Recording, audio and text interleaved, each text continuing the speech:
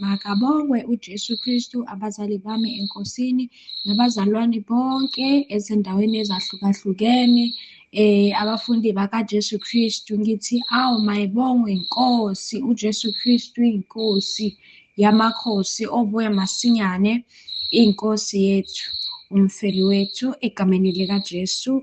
Bazalwane, ngiphinde ngibonge ithuba bazalwane yokuhlanganela, yokushera bazalwane lokho ngikutholile kwi-assignment leyo besinikezwe yona egameni likaJesu Kristu. Bazalwane-ke assignment yethu benemibuzo emihlanu bazalwane. Umbuzo wokuqala bekuthi ingabe incwadi iscripture esilaphayana koSambulo isahluko 3 verse 21 ihlobene kanjani okanye irelate kanjani nencwadi elaphayana ko-1 John isahluko 4 verse 20 bazalwane. Okay, ngicela-ke ukuthi ngiqale ngokufunda ke iscripture Revelation chapter 3 verse 21 ithi yona, the one who conquers, I will grant him to sit with me on my throne, as I also conquered and sat down with my Father on his throne. Amazwi akaJesu Kristu lawa bazalwane, ngicela ukuthi ngifunde futhi ngesiZulu. Ngifundeka kanje: onqobayo ngiyakumnika ukuba ahlale nami esihlalweni sami sobukhosi, njengalokho nami nganqoba ngahlala noBaba esihlalweni sakhe sobukhosi.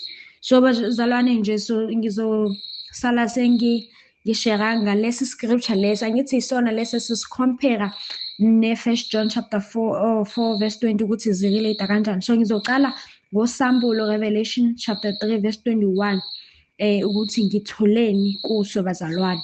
So ithe nje mangisifunda bazalwane amazwi la akaJesu Kristu, ngavukelwa ke imibuzo, kwavuka ama-questions bazalwane ukuthi kuyini ukunqoba okanye what is to conquer. Ngavukelwa futhi umbuzo bazalwane othi uJesu Kristu njengoba athi wanqoba lana ku-Revelation, unqobe kanjani, unqobe ini bazalwane egameni likaJesu. So-ke ngathola ama-answers, ngathola ukuthi okay bazalwane, ukunqoba-ke the other name yokunqoba is to defeat, to win, master. I-definition yakhona short is, what is to conquer? It is to bring under control by authority. So ngahlola-ke bazalwane ukuthi what is it that Jesus has brought to control by his authority, njengoba sazi ukuthi uJesu Kristu beyanikeziwe amandla, igunya bazalwane. So unqobe ini ngegunya lelo alinikezwe bazalwane. Ngathola ukuthi uJesu Kristu unqobe ukufa, wanqoba isono, wanqoba usathane, wanqoba ukubi, wanqoba izwe bazalwane egameni likaJesu Kristu. So-ke njengoba izwi likaNkulunkulu lithi ubani onqobayo? Onqobayo loyo okholwayo ukuthi uJesu Kristu indodana kaNkulunkulu bazalwane. So nathi sanqoba kanjalo. So bazalwane, ngayibuza futhi ukuthi anqoba kanjani bazalwane. uJesu Kristu unqobe bazalwane ngokuthi eze emhlabeni, ayehle bazalwane, afele izono zethu. He became a ransom, and with his precious blood, innocent blood bazalwane, we are forgiven sins and reconciled with God.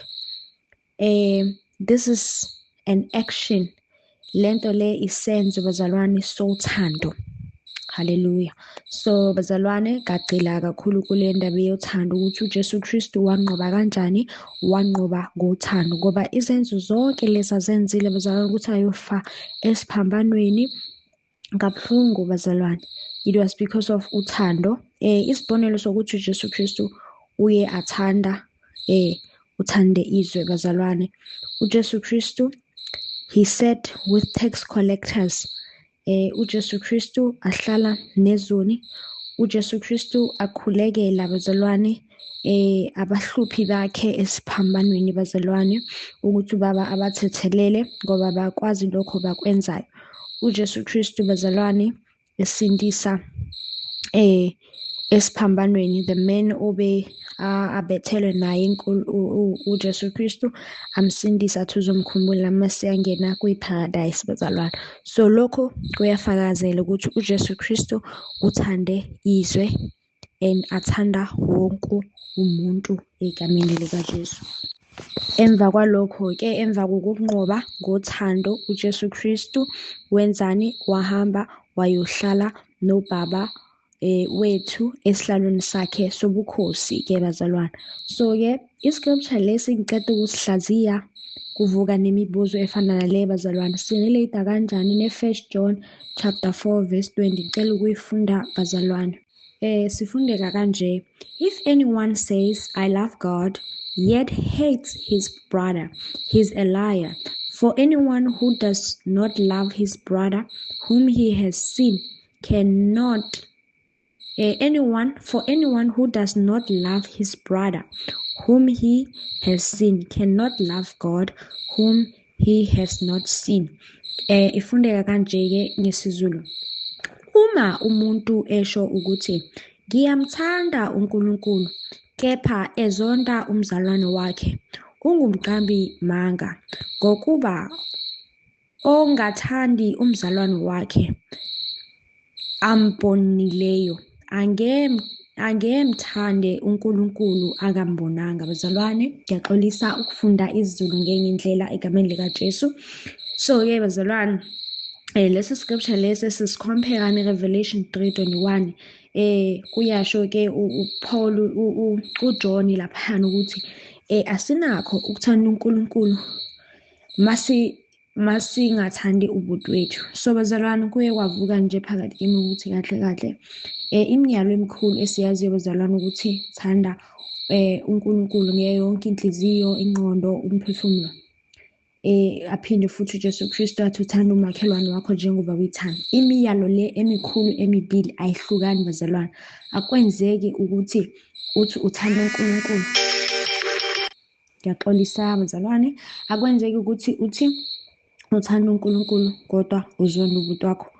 Akwenzeki ukuthi uzonda ubuti wakho kodwa uthi uthanda uNkulunkulu. Okay, ngiyasiza. Okay, so bazalwane, imiyalo le ayihlukani bazalwane. Mawuthanda uNkulunkulu automatically uzothanda ubuti wakho. Mawuthanda ubuti wakho ungathanda uNkulunkulu, unamanga, awunalo uthando ngoba uNkulunkulu uwuthando. Ngisakuyileyo yothando bazalwane, luyini uthando? Siyazi ukuthi ezweni khona uthando lama-feelings and asilona lolu thando lweqiniso, lolu uthando lwenyama. Thina lana sikhuluma ngothando olungumoya, uthando olungumoya kaNkulunkulu. Siyalithola in 1 Corinthians chapter 13 from verse 4 ukuthi uthando luyabekezela, alukholwa izinto zonke, aluzifuneli okolwayo, halifuni okwalo. Yes.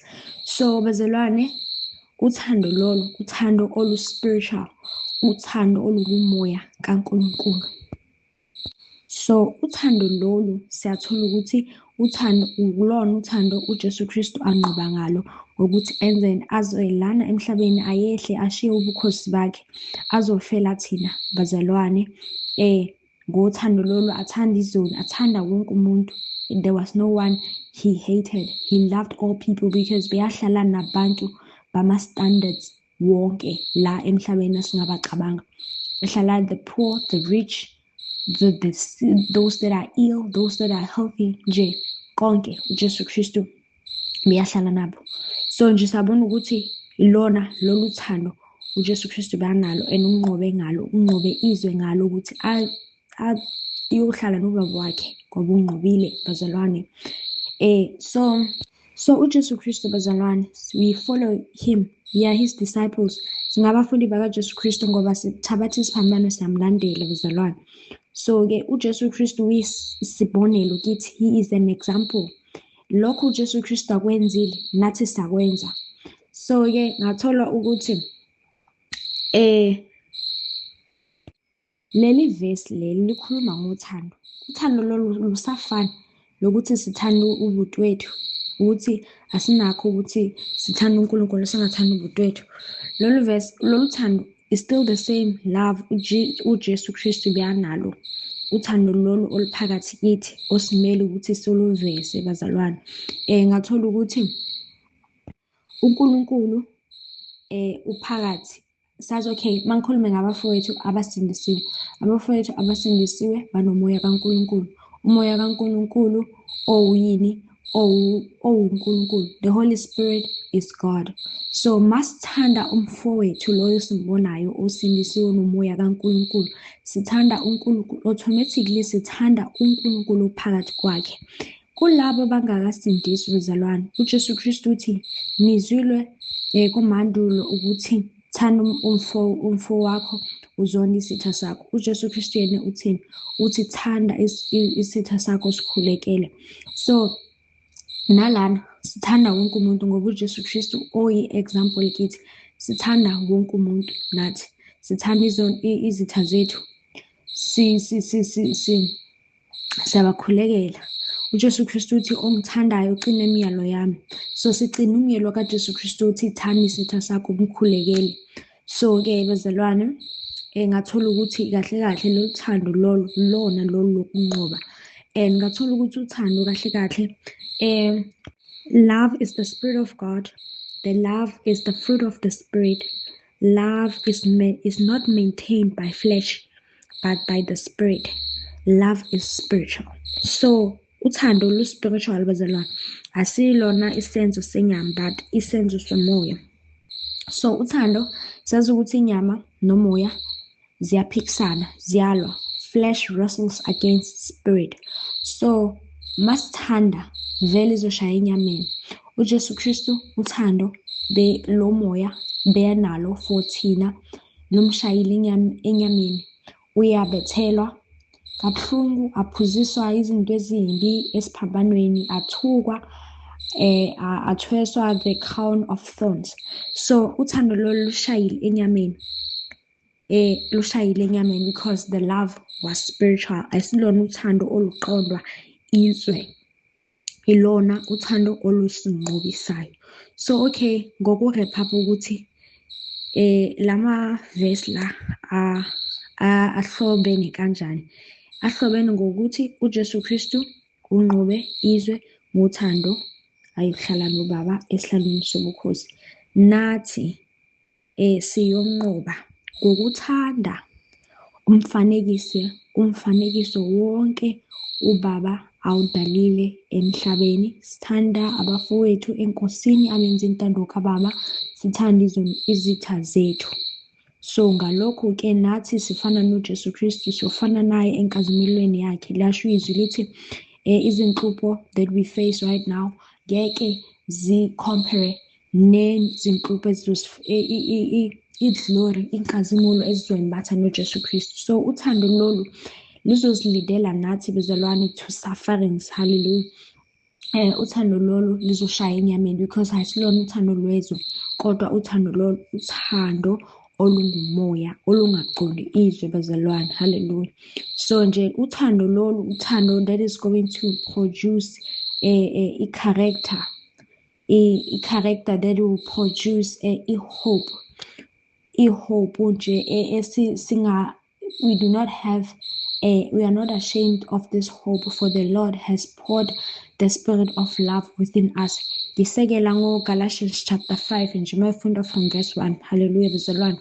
So nje uthando lolu ulona sunqoba ngalo bazalwane ukuthi sifinyelele ebudodeni obupheleleyo sifane nenkosi yethu uJesu Kristu esiyohlala nayo esihlalweni sobukhosi. So nje bazalwane, so hlala naye uJesu Kristu ngokuthi sinqobe kanjani?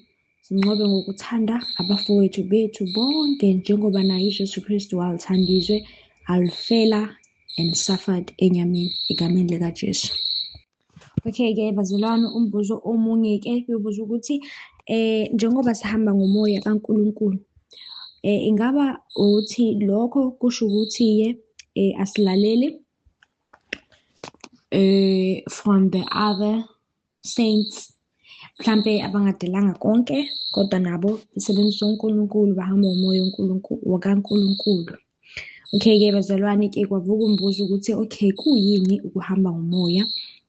Ke ngayitholela ukuthi ukuhamba ngomoya ukuhamba ngokukholwa izwi likaNkulunkulu, ukwenza intando kaNkulunkulu ngokuholwa umoya wakhe ongcwele. Ngathola nokuthi mangihamba ngomoya, akwenzeki ukuthi gratify the desires of the flesh. Angazi ukuthi ngingayibeka kanjani ngesiZulu, but mengihamba ngomoya akwenzeki ukuthi ngifide inyama yami because ngihamba ngomoya. Ngathola ukuthi walking in the spirit is walking with freedom in the Lord. Ngisekela ngo-2 Corinthians chapter 3 verse 17, also Galatians chapter 5 verse 13, Galatians chapter 5 verse 16 to 17. Ko-Galatians chapter 5 verse 16 to 17 kulapho-ke umapostoli Paul asho ukuthi inkululeko yethu mayingabe ithuba ukuthi siwona bazalwane. So ukuhamba ngomoya kulapho ukhululekile, kodwa-ke ukhululeka kwakho kunga-gratify the desires of the flesh, kungabi ithuba lokuwona. Hallelujah. So umbuzo-ke bazalwane besekuthenini ukuthi mina since-ke ngihamba-ke ngomoya ngikholwa izwi likaNkulunkulu ngilenza, nginga-gratify the desires of the flesh, ngiyakuthatha yini lokho kushiwa banye? So mina personally bazalwane, because this report ngiyenzile personally, ngiye ngabona ukuthi mina ngiyakuthatha lokho bazalwane kusizayo mina ukuthi ngikholwe, ngikhule ekukholweni. Ngathola because lokho ngikusekela ngokuthi bazalwane, uNkulunkulu can use stones ukuthi ekhulume. uNkulunkulu uyakhona ukusebenzisa even abantu abangakholi nje bazalwane, amatshe ukuthi akhulume nathi. So-ke ngabala phansi ukuthi if God can use stones to speak to his people, how much more of those that are born again and walk in the spirit. Angithi umbuzo besekuthenini laba abahamba ngomoya. So kusho ukuthi uNkulunkulu laba abahamba ngomoya wabasebenzisa sikhulu kakhulu because ama-vessels akhe bazalwane. So-ke njengoba sazi ukuthi umzimba kaJesu Kristu zinezipho ezahlukahlukene, siyadingana sonke emzimbeni kaJesu Kristu. So-ke bazalwane khona izwi laphana ko-John chapter 11 from verse 49 to 48. Caiaphas the high priest bazalwane uyaprofetha ngokuthi ngokufa kukaJesu Kristu, ukuthi uJesu Kristu uzofela umhlaba wonke bazalwane. So ngithola ukuthi this high priest, I'm not sure of insindiso, I'm not sure ukuthi beyakholwa, I'm not sure bazalwane, because izwi lithi laphayana bekungakhulumi yena kodwa bekukhuluma moya kaNkulunkulu kuye. So bazalwane, this high priest sazi ukuthi nje amapriesti ngesikhathi sikaJesu vele bebangakholweli kakhulu kuJesu Kristu. So nje the way akhuluma ngakhona ngiyabona ukuthi umoya kaNkulunkulu bewukhuluma phakathi kwakhe bazalwane. Siyazi ukuthi uPeter ubeyakholelwa kuJesu Kristu, ubehamba noJesu Kristu bazalwane. uPeter ngithanda ukwenza example ngayo ngoba yena umapostoli lo ebeyembulelwe esahamba noJesu Kristu ukuthi uJesu Kristu he is the Messiah, he is Christ, he is the Son of Man. Ilokho uNkulunkulu beyembulele khona, kodwa uNkulunkulu kubonakala ngathi uPeter angakayembuleli ukuthi uJesu Kristu ufanele ukuthi esafare efe for umhlaba wonke. Ngoba khona lapho uJesu Kristu beyasho ukuthi uzosafara, asho ukuthi cha Nkosi ngeke usafare wena, ngizofa nawe. So uJesu Kristu athi suka kini wena Sathane, ngoba you focus ezintweni zenyama, ufocus ezintweni zomoya. So bazalwane, ngibona lana uCaiaphas noPeter manje bacompare ukuthi uNkulunkulu bembulela izinto ezingafani. uPeter wembulelwe ukuthi uJesu inkosi, but akayembulelanga ukuthi uzofa. The high priest lo we are not even sure ukuthi uyakholwa kuJesu Kristu, wembulela umoya kaNkulunkulu. Umoya kaNkulunkulu uyakhuluma phakathi kwakhe ukuthi uJesu Kristu uzofa. So bazalwane, ngibona leyo nto ukuthi umoya kaNkulunkulu uphephetha lapho uthanda khona, wembulela lokho kuthanda ukumembulela. So kukho konke ngibona uNkulunkulu efuna ukuthoba wonke umuntu. So ngizofinyelela kuyo leyo yokuthi why uNkulunkulu wenza kanje. So even uJesu Kristu ushilo asesemhlabeni ukuthi Matthew chapter 23 verse 3 ukuthi be careful to listen to what they uthi we should be careful to do what they preach, but we shouldn't do what they do because they preach what they do not do. So yasho nje ukuthi abafakisi bapreach iqiniso, basho lokho okusizayo impela okukhulisayo ekukholweni, kodwa-ke abakwenzi. So wena thatha lokho okusizayo-ke uphunwe uNkulunkulu, because now we are pruned by God. So lokho okuthathayo, lokho okukholwayo, uNkulunkulu ukusebenza ngakho lokho. Uyasho Apostle Paul lokho Romans, I think chapter 8 ukuthi kulabo ababhiziweyo uNkulunkulu konke kusebenzela kube kuhle. So lokho okukholwayo, lokho kuhle okukholwayo from labo abangakuphili, bakushumayela bangakuphili, uyakusiza uNkulunkulu, uyakuphunda because you are called, I am called by uNkulunkulu. So ngiyathatha kanjani lawo ama-advices, because vele kungaba ingozi. Obabe ukhulumile ngengozi ukuthi ingaba ingozi yakhona ingabani, ngiyathatha kanjani lawo ma-advices. So mina as umuntu ohamba ngomoya, ngifanele ukuthi ngihlole konke ngomoya ukuthi lowo moya loyo uyamvuma yini uJesu Kristu. Ayisibona bonke abantu abathi Nkosi Nkosi bazongena ngombuso kaNkulunkulu, and futhi ayisibona bonke abamvumayo uJesu Kristu, ngoba umoya vele waka-Antichrist uya-operate emhlabeni. So 1 John chapter 4 from verse 1 to 6 siyahlola imimoya bazalwane bazoyifunda-ke. And also nami as umuntu ohamba ngomoya, I need to examine myself, ngisihlole ukuthi ngisamile yini ekukholweni. 2 Corinthians chapter 13 verse 5 ukuthi angithi kungenzeka ukuthi okay uyayitshela ukuthi uhamba ngomoya vele kanti usasukile mhlampe ekuhambeni ngomoya. So umuntu osanengcono ukuthi uhambe ngomoya mhlampe kanti uphumile endleleni, meyabazwa labantu labo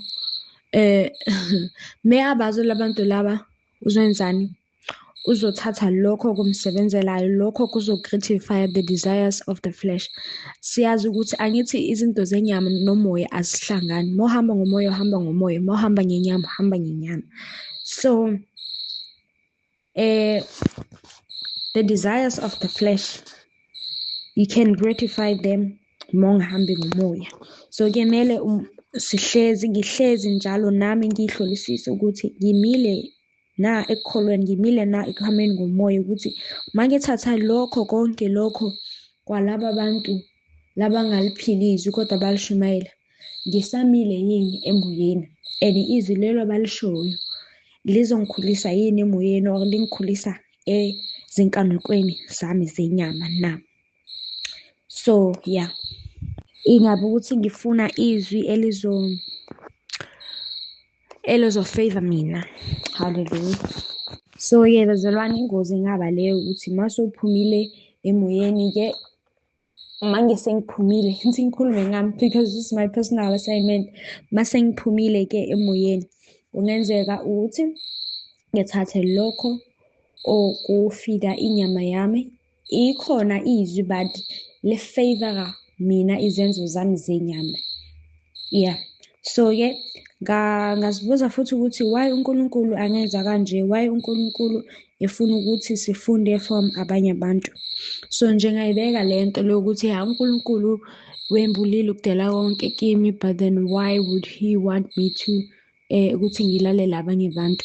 So uNkulunkulu osebenza ngomuntu othobekile, uNkulunkulu ongasebenzi ngomuntu we-pride. So ngabona ukuthi uNkulunkulu uvikela bo-pride, uyangithoba, he's maintaining i-character yobuntwana kimi njengoba esho ku-Matthew chapter 18 from verse 3 ukuthi loyo oba ne-character yobuntwana uyena ozo-inherita is the one ozo-inherita umbuso kaNkulunkulu, is the one who will inherit the kingdom of God. So nje uNkulunkulu ungikhipha kuloyo i-character ukuthi ngifunde ukulalela kwabanye abantu. Iyini i-character yomntwana? Umntwana uyalalela, uyenza, umntwana uyathatha ama-advices, umntwana is teachable, umntwana is not having pride. And lokho konke nje it's leading me to loving everyone equally. So nje ibuyisela nje nakhona lokho ukuthi sithande wonke umuntu. So nje leyo nto ukuthi uthathe ama-advices from everyone isukela lapho ukuthi how do you view people, uthanda abantu yini. So uma uthanda abantu vele uzolalela, uzothatha lokho okuhle ebantwini egameni likaJesu.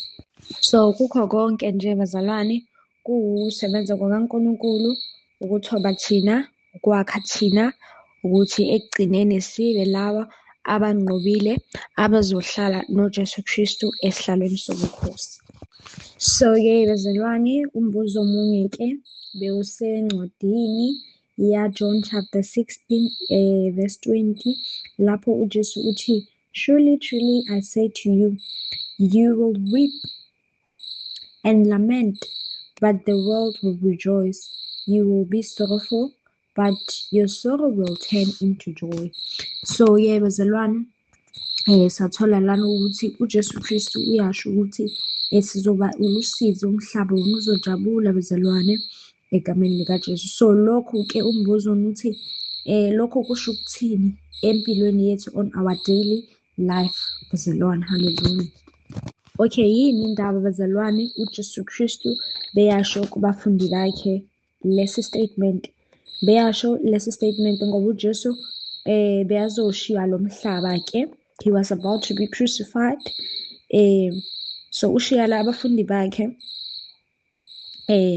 laba bakuqala-ke abapostoli wabashiya la emhlabeni, kumhlaba obuswa ngamandla womubi. So nje uya-emphasize ukuthi kuzoba buhlungu ngoba uyabashiya, kuzoba buhlungu. So bazalwane, ngabeka mina ukuthi okay, manje esikhathini samanje in this generation, mina umfundi kaJesu Kristu, so ngoba ngiyamkele izwi lakhe, ngiyamkele lokho uJesu Kristu akushoyo, ngiyakholwa konke izwi lakhe okushoyo, lokho akushoyo, ngiyamkela umoya wakhe ongcwele ophila phakathi kimi, lowo moya wakhe ongakamkeli izwe aluwazi umoya wakhe uJesu Kristu. So ngabona ukuthi ngalokho-ke ngizozondwa yizwe, and lokho kuzongisa will lead me to sorrow vele. Ngathola ukuthi le nzondo le yezwe yenzwe yini? Yenzwe ukuthi I will not call good to what they call good. I do not call good to what they call good. For an example, izwe libiza ama-hospitals, entertainment, secular music as good, ukuthi izibhedlela ziyasiza, amaphilisi ayasiza, their pills are prolonging their lives, entertainment iyasiza, it's iyabahlanganisa. For an example, ama-TV yenza ukuthi ama-family abe-guarded, bheka i-TV ebusuku, it's gathering the family. Secular education, they believe in the education of this world that is the key to success, and me, I'm not calling that good, and they call it good. So that thing will cause, that sorrow will cause, that hate, the world will be frustrated at me. I will not fear what they fear. Umhlaba usaba ini? Usaba ukufa. Hence benza ama-insurance because bayasaba ukuthi ngesikhathi sokufa kuzoyenzakalani. So mina I do not fear that. I'm not having an insurance. Basabani futhi? Basaba ukugula. mina ngisaba ukugula because ngiyazi ukuthi ukugula amadimoni, angihlangani namadimoni, angihlangani nosathane, mina nginomoya kaNkulunkulu owavusa uJesu Kristu kwabafileyo, ongivusayo, ongiphilisayo. Ngiyazi ukuthi ukusaba kwami uJehova kuphilisa my bones, it's giving health to my body. So abantu balomhlaba, they fear such things, and mina angikusabi lokho. This is lokho kungenza ukuthi ngibe the salt of the world. So nje lokho khona okusizayo, the sorrow, because amathemba alomhlaba mina angiyathembi. So umhlaba it's hating me. That's why uJesu wathi you will be hated by the world, for you're not of the world. So nje that sorrow izizwa lokho ukuthi nje umhlaba uyajabula nje ngakonke lokho okusemhlabeni ngoba bavumelana nombuso lona. So mina angisiyena walombuso, ngiwombuso wasezulwini. I am the ambassador. So nje, and futhi the sorrow iziswa ukuthi, or the hate iziswa ukuthi I do not encourage anyone to do whatever the world does. Without saying izwi, ingakasho izwi, impilo yami iwubufakazi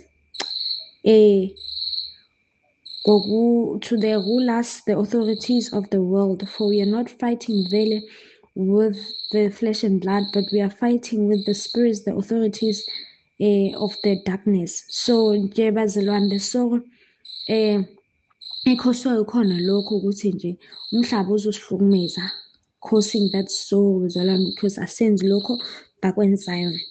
So isorrow, for an example, istarta khona the family rejection, the community rejection. For an example, njengoba babe beyabuza ukuthi thina ngabe ukuthi silusizi yini, yebo silusizi, because recently we were removed from kwamaphumulo 2 months ago, if ngingaqamba amanga, but just recently ngenxa yokwenza intando kaNkulunkulu nje sakwathathwa abantwana basihlukumeza nje because besenza intando kaNkulunkulu.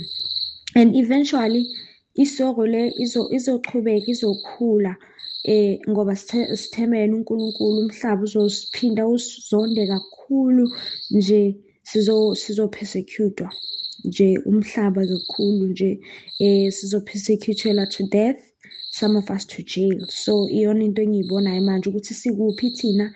The time sihlakaza laphana ekhaya labafundi, ngiye ngabona ukuthi siku-Acts chapter 8, the great persecution, ukuthi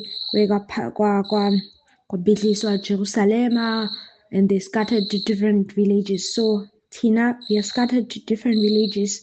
Kuze sizofika isikhathi ngokuvuma kwenkosi lapho we will suffer, we will be persecuted to death, we will be persecuted to jail.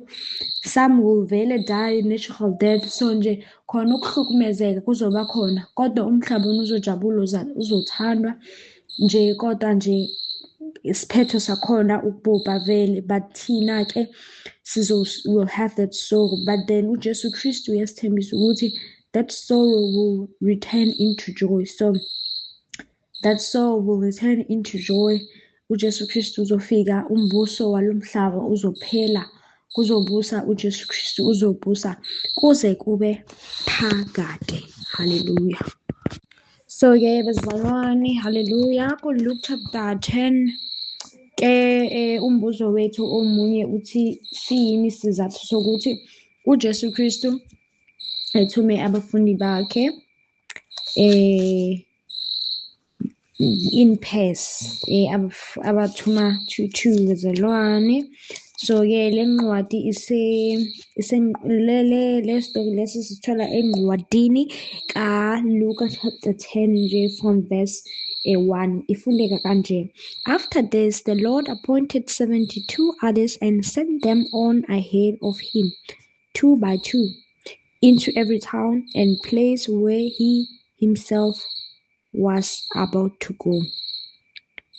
And he said to them, The harvest is plentiful, but the laborers are few. Therefore pray earnestly to the Lord of the harvest to send our laborers into his harvest. Hallelujah. That was verse 2 ebengifunda. So-ke bezilwane, uJesu Kristu sithola lana uthumela abafundi bakhe aba-72 obathumela in pairs. So siyini isizathu bezilwane sokuthi uJesu Kristu ethumele abafundi bakhe in pairs? So nje bezilwane, answer engiyitholile ngithole khona lana ku-verse 2 ukuthi the reason he sends them is because the harvest is plentiful but the laborers are few. So bezilwane, as they were 72-ke, it required uJesu ukuthi okay abashere in pairs 2 ngoba umsebenzi umningi. Kahle kahle if khona uJesu Kristu bese basenda 1 kusho ukuthi mabacala ukushumayela mhlampe bonke bengena emizini bebazoshumayeza imizi 72 bonke if bebangena 1. So-ke bezalwane abasenda in 2 which is the half of 72 bezalwane, which is how much? 36 I guess.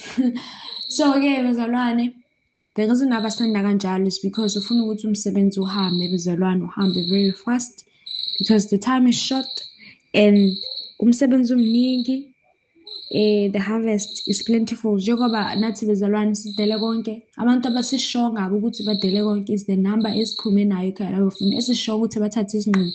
So bezalwane, masibheka kahle, we are few. The harvest is plentiful. Bheka South Africa iyodwa nje, we are few, we are 52, we are few, but uNkulunkulu unezindlela zakhe zokusebenza vele njengoba avusa abazalwane ezindaweni zahlukene.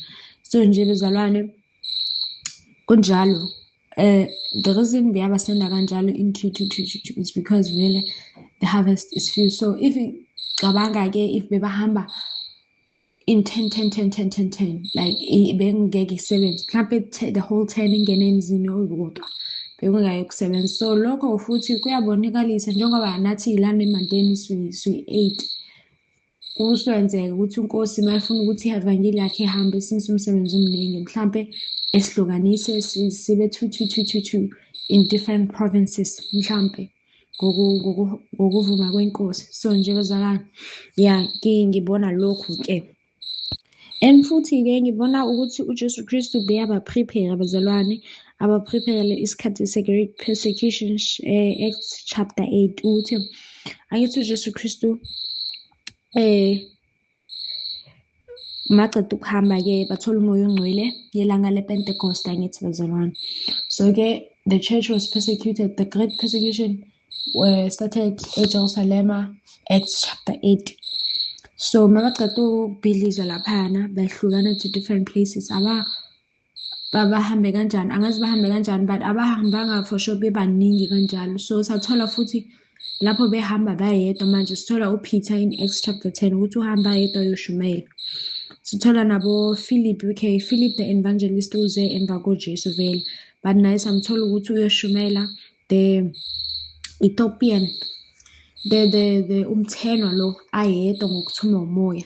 So nje sabona bazalwane ukuthi uNkulunkulu uJesu Kristu beya-prepare his disciples bebahamba naye ngaleso sikhathi, aba-prepare lesikhathi esizayo ukuthi kuzoyenzeka ukuthi bangahambi as a group because vele angithi bebajwayele ukuthi bahamba noJesu Kristu as a group, as a crowd. So manje-ke beyaba-prepare for lokho, aba-prepare futhi ukusebenza ngaphandle kwakhe because vele angithi bebahlezi bebona uJesu Kristu asebenza enzani. So manje beyakha ukuthi bayofunda nabo, bayofunda ensimini, bayofunda to harvest. Beyabafundisa futhi ukuma ekukholweni because ngiyakhumbula lapho uJesu Kristu kufika enye indoda ithi abafundi bakho bahlulekile ukuthi bekhiphe amadimoni. So nalapho ngibona ukuthi uJesu Kristu for sure beyazi ukuthi khona lapho bazohluleka khona. So beyabafundisa futhi ukukholwa lapho, futhi beyabafundisa nezikhali izikhali sasempini, cause bebaqeda bayambuza ukuthi awu kanjani manje thina singakhona ukukhipha amadimoni. So wabatshela ukuthi amanye amadimoni akhiphwa nge-harvest. So uJesu Kristu ufundisa abafundi bakhe izikhali, ufundisa abafundi bakhe ukuthandaza, ukukholwa egameni likaJesu Kristu. Bakholwe ngaphandle kwakhe uJesu Kristu in his absence. Hallelujah. And sola futhi in the book of Acts khona laphayana angithi uPaul abafike vele emva kaJesu Kristu, emva kwePentecost. Bona-ke sathola in Acts chapter 13 ukuthi uNkulunkulu nabo set them apart for umsebenzi othile. So lana sibona i-calling ukuthi uPaul noBarnaba bahamba in pairs, they were in pairs nabo.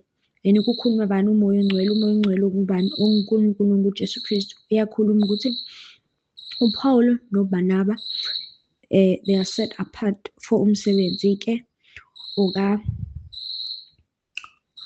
okaNkulunkulu.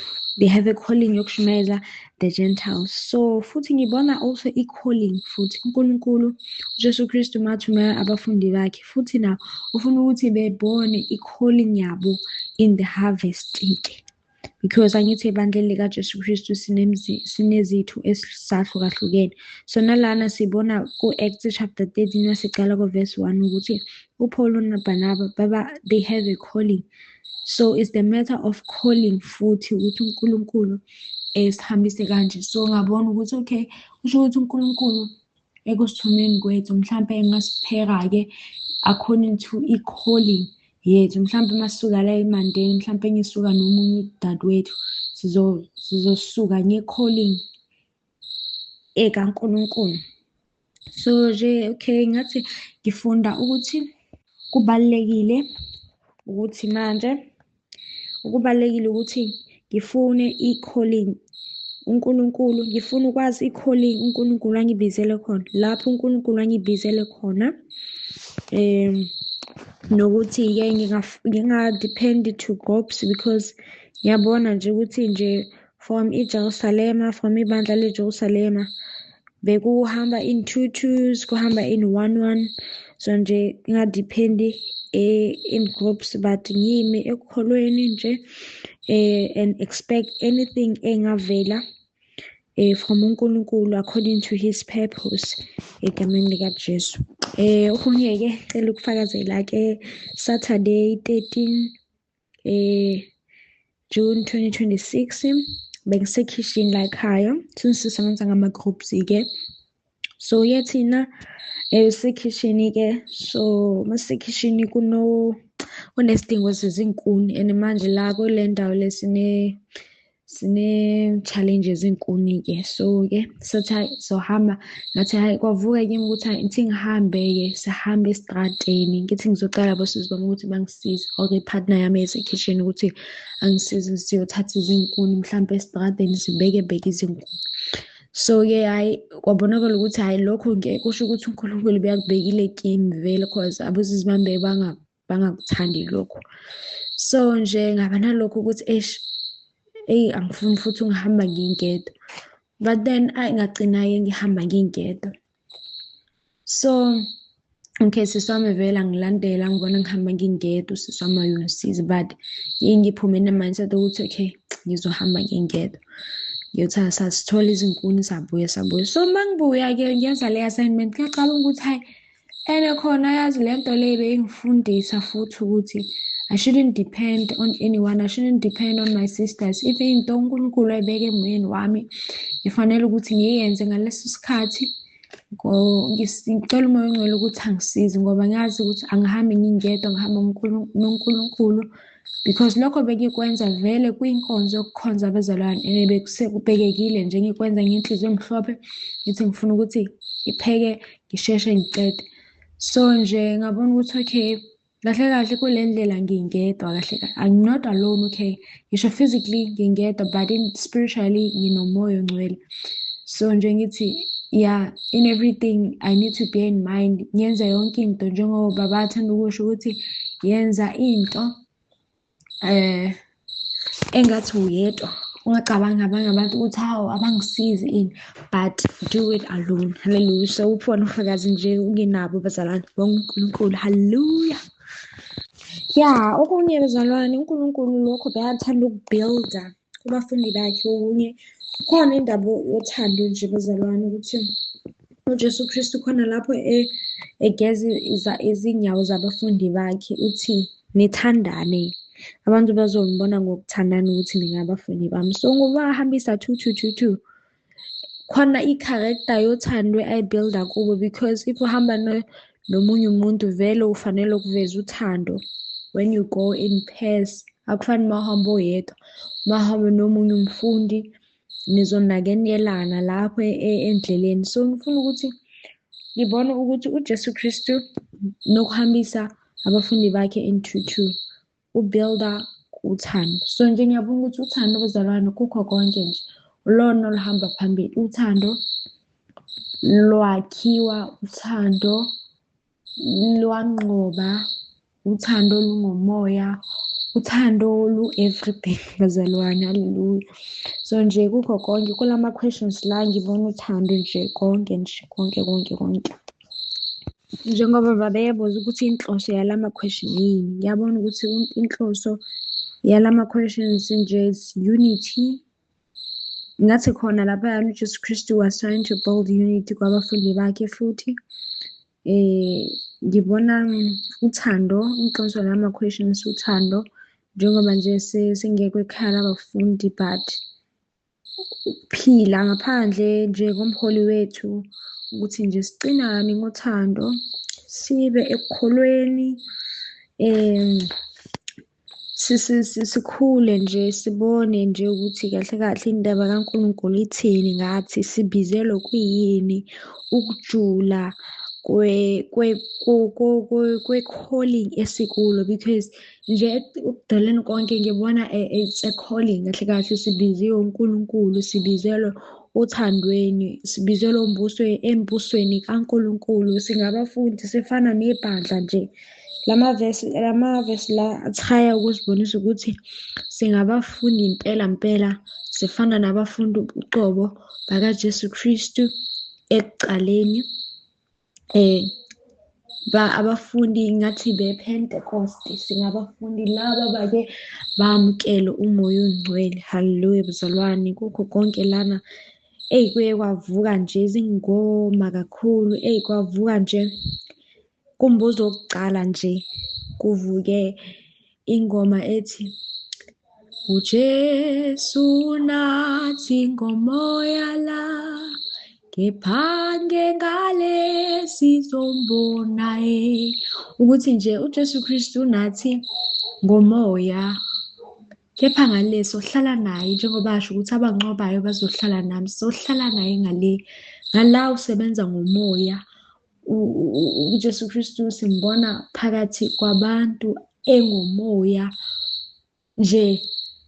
Ya, iphinde ethi yebo bakithi sombonga loduma izulu lingene zenke, uJesu fanele ubukhosi nje, wodungiswa phezulu Ama-questions la ngibona nje abuilda i-character yethu. Ngisakhuluma nje kwi-character ngikhohlwe enye baba, ukuthi sihlola kanjani imimoya. Sihlola nge-character. Enye into esifunde kakhulu ekhaya labafundi ukuthi imimoya sihlola nge-character. Umuntu ungahlola i-character yakhe naye. So ya, kubalulekile ukuthi sazi the characteristics, a character, ngingasho njalo. So ya, enye into futhi esiye sayifunda ekhaya labafundi ukuthi in everything, no matter ukuthi senzani, sisebenza with the gifts, but the most important thing is your character. So ya, ngibona nje imibuzo lena inhloso yakhona ukuthi nje sikhumbule ukuthi character in everything, character yothando ibalulekile kangakanani njengoba lisho nje izwi ukuthi mawuthi uthanda uNkulunkulu ungathanda ubuthi wakho, that's not the character of Christ. So nje yeah, ngibona inhloso yemibuzo le iyona leyo. Then-ke umbuzo wesibili yeah, umbuzo wesihlanu I think, yes, wokugcina-ke othi-ke ngikuKristu yini-ke or ngisasendleleni eya kuKristu. Lento le question le it's kimina is related kakhulu i-question yakuqala, because mawukuJesu Kristu uhleli naye kahle ukuye naye ukuwe. Uyasho laphana khona ku-Revelation chapter 3 verse 20 uthi, behold, I stand at the door and I knock. Uthi, if anyone hears my voice and opens the door, I will come into him and eat with him and he with me. So ngibona nje ifana naleyo ukuthi nje mangibheka nje mina impilo yami ngibona uJesu Kristu ekimi, ngibona uJesu Kristu ngihlalisana naye nje enhlizweni yami, ngibeka nje impilo yami nje ekudeleni konke kwami ukuthi if it wasn't of uJesu Kristu I wouldn't be here. Ngibeka umuntu ongiyena manje ukuthi bengizokhona yini ngaphandle koJesu Kristu. So nje ngibona ngikuJesu Kristu ngokukholwa. Ngiyakholwa ukuthi I am a branch that bears fruit in Christ as a true vine. Christ, that is a true vine, but I am still pruned by God. So mina ngokukholwa ngibona ngiyigatsha kumvini onguJesu Kristu. Ngibona ngisapruna uNkulunkulu ukuthi to bear more fruit of the Spirit. Ngibona ngiwumzalwane osasizwa uNkulunkulu ukuthi ngifane naye uJesu Kristu and to be perfected. Ngibona mina ngiwumzalwane osamele uJesu Kristu, osasethembele ukuthi uJesu Kristu mebuye ngizofana naye nje. Ngibona ngiyumzalwane osazoguqula uJesu Kristu ngokukholwa. Ngokukholwa ngibona ngiproduce ama-fruits of the Holy Spirit, which is love, peace, joy, goodness, kindness, gentleness, faithfulness, self-control, patience. Ngibona ngiyumzalwane kuJesu Kristu enokuhluleka, kodwa ekuhlulekeni kwakhe anakho ukusola ephenduke futhi ngegama likaJesu, ngoba ngicona ukuthi igazi likaJesu lingihlanzile.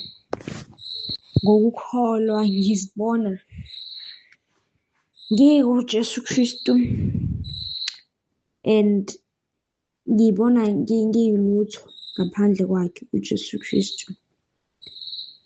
Nje angazi kuvuka nomhlabelelo nje uthi thatha konke nginoJesu, konke kuyindiva nje. So nje ngibona nje ngiyumzalwane loyo oshiye konke ngenxa kaJesu Kristu, wadela konke okuyinzuzu kimi ngakushaya indiva. Nje ngibona nje my life being nothing without Jesus Christ. So yeah, nje lele question nje ngisho i-answer le ngisho ngokukholwa ukuthi ngibona ngikuJesu Kristu. Yeah. Ngiyabonga bazalwane egameni likaJesu, nibe nosuku libusisekile. Inkosi uJesu Kristu, umusa weNkosi uJesu Kristu ube nani egameni likaJesu Kristu. Hallelujah. Amen.